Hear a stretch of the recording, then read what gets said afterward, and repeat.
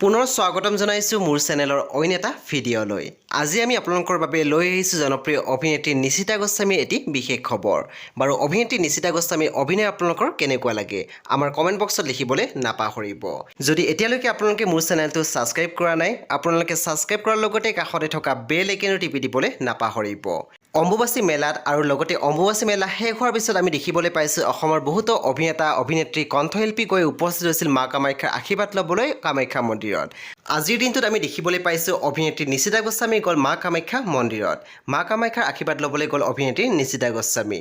আমি দেখিবলৈ পাইছোঁ অভিনেত্ৰী নিশিতা গোস্বামীৰ সৈতে গৈছে তেখেতৰ মাতৃ জনপ্ৰিয় অভিনেত্ৰী মলয়া গোস্বামীও। আপোনালোকে বৰ্তমান স্ক্ৰীণত দেখিবলৈ পাইছে মলয়া গোস্বামী আৰু নিশিতা গোস্বামীক একেলগে।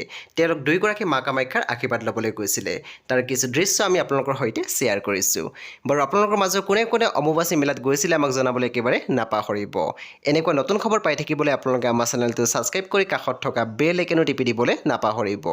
পুনৰ লগ পাব আন এটি নতুন ভিডিঅ'ত। এতিয়ালৈ নমস্কাৰ।